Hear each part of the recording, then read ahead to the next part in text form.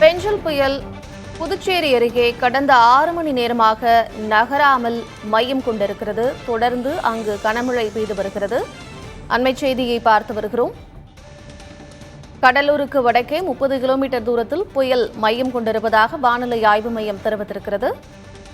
சென்னைக்கு தென்கிழக்கே 120 கிலோமீட்டர் தொலைவில் புயல் மையம் கொண்டிருப்பதாக வானிலை மையம் தெரிவித்திருக்கிறது. அண்மைச் செய்தியை பார்த்து வருகிறோம். இதனால் தொடர்ந்து அங்கு கனமழை பெய்து வரக்கூடிய அந்த செய்திகளையும் பார்த்து வருகிறோம். கடந்த 6 மணி நேரமாக புதுவைக்கு அருகே மையம் கொண்டிருக்கிறது பெஞ்சல் புயல்.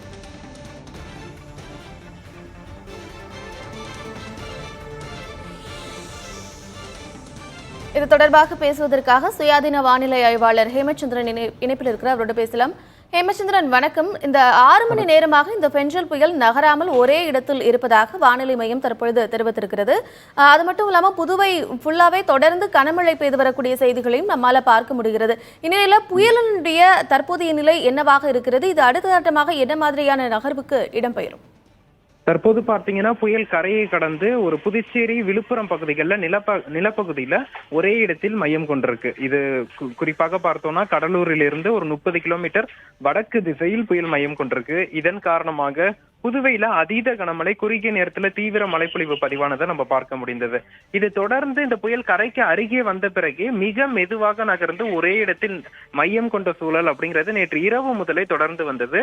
தற்போதும் நேற்று மாலை 5:30 மணிக்கு கரையை கடக்க தொடங்கிய புயல் தற்போது வரை முழுமையாக உட்புற தமிழகத்தை நோக்கி நகரவில்லை என்பதுதான் தற்போதைய நிலை. இதன் காரணமாக விழுப்புரம், புதுச்சேரி மாவட்டங்கள்ல அதீத கனமழை அப்படிங்கிறது நேற்று மாலை முதலே பதிவாகி கொண்டிருக்கிறது. இந்த மழைப்பொழிவு வரக்கூடிய அடுத்த ஒரு 6 முதல் 8 மணி நேரத்திற்கு விழுப்புரத்தின் மேற்கு பகுதி, விழுப்புரத்தின் கடலோர பகுதிகளில் இன்று காலை வரைக்கும் கனமழை தொடர்ந்து கொட்டி தீர்த்தது. வரக்கூடிய 6 முதல் 8 மணி நேரத்திற்கு விழுப்புரத்தின் மேற்கு பகுதிகளில் மழையின் தாக்கம் அதிகரிக்கும். அதே போல கடலூர் மாவட்டத்திலையும் பல்வேறு இடங்கள்ல அதீத கனமழை பதிவாகி இருக்கு. இந்த சூழல்ல அடுத்த 8 மணி நேரத்திற்கு கடலூர் மாவட்டத்திலும் தொடர் கனமழைக்கான வாய்ப்புகள் இருக்கு. வடக்கு உள் மாவட்டங்களான கள்ளக்குறிச்சி, திருவண்ணாமலை, வேலூர், ராணிப்பேட்டை மற்றும் சேலம், தருமபுரி, கிருஷ்ணகிரி, திருப்பத்தூர், கரூர், நாமக்கல் உள்ளிட்ட வடக்கு உள் மாவட்டங்களின் பெரும்பாலான பகுதிகளிலுமே நம்ம பரவலாக கனமழை பொழிவை நம்ம எதிர்பார்க்கலாம்.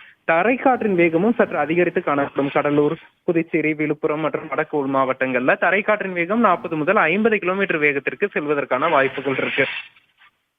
ஹேமச்சந்திரன், இதற்கு முன்னாடி நிறைய புயல்களை பார்த்திருக்கிறோம். அந்த புயல்கள் எல்லாமே கிட்டத்தட்ட ஒரு இரவுல கடக்கக்கூடிய அந்த செய்திகளை நம்ம பார்த்திருக்கிறோம். இந்த பெஞ்சல் புயலை பொறுத்த வரைக்கும் ஏற்கனவே 29, 30 இந்த 2 நாட்களில் இந்த புயல் கரையை கடந்துவிடும் அப்படிங்கிறது தான் வானிலை ஆய்வு மையத்தினுடைய தகவலாக இருந்தது. இந்நிலையில் இந்த புயலினுடைய வேகம் அப்படிங்கிறது ரொம்ப நகராம ரொம்ப மெதுவா இருக்கக்கூடிய சூழ்நிலையில இது என்ன மாதிரியான பாதிப்புகளை கொடுக்கும்? இந்த மெதுவான நகர்வு அப்படிங்கிறது என்ன காரணத்தினால ஏற்படுது?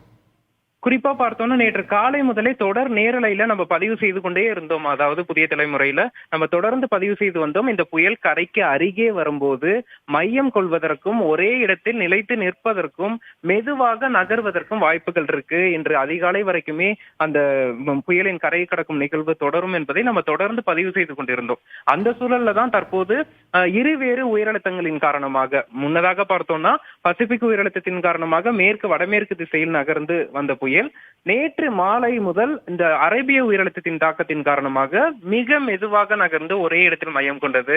தற்போது கரையை கடந்தும் நிலப்பகுதியில அதன் புயலின் முன்பகுதியும் மையப்பகுதியும் தற்போது மையம் கொண்டு இருக்கு.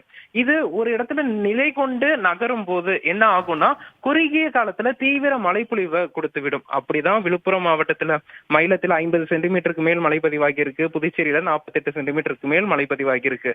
இந்த சூழல்ல அடுத்த 12 மணி நேரத்திற்கு இதன் நகர்வு அப்படிங்கிறது மிக மெதுவாக இருக்கும். இது மேலும் விழுப்புரம் மாவட்டத்திலேயே மையம் கொள்வதற்கு வாய்ப்புகள் இருக்கு. அப்படின்னு பார்க்கும்போது விழுப்புரம், புதுவை, கடலூர் உள்ளிட்ட மாவட்டங்கள்ல அதீத கனமழைக்கான வாய்ப்புகள் இருக்கு. இன்றைய தினம் தொடர் கனமழைக்கான வாய்ப்புகளும் இருக்கு. இது கடலோர மாவட்டங்கள் மட்டுமல்லாது கள்ளக்குறிச்சி, திருவண்ணாமலை, சேலம், தருமபுரி உள்ளிட்ட உட்புற மாவட்டங்களுக்கும் பரவலாக கனமழை பொழிவு கொடுக்கும். இதன் நகர்வு தொடங்க டெல்டா மாவட்டங்கள்லயும் இன்றைய தினம் கனமழைக்கான வாய்ப்புகள் இருக்கு. ஆனால் டெல்டா மாவட்டங்கள்ல பாதிக்கும் மழையாக இருக்காது. பரவலாக மிதமானது முதல் சற்றே கனமழையும் ஒரு சில இடங்கள்ல கனமழையும் பதிவாகலாம். இந்த மழைப்பொழிவை பொறுத்தளவுக்கு இது முழுமையாக கரையை கடந்து உட்புற பகுதியை நோக்கி நகர்ந்து அரபிக்கடல் சென்ற பிறகு நாளை மறுநாள் ஆகிய 2 நாட்கள் குறிப்பாக பார்த்தோம்னா டிசம்பர் 2, 3 தேதிகள்ல சென்னை உள்ளிட்ட சென்னை, திருவள்ளூர், காஞ்சிபுரம், செங்கல்பட்டு உள்ளிட்ட வடகடலோர மாவட்டங்களையும் நம்ம மழை எதிர்பார்க்கலாம்.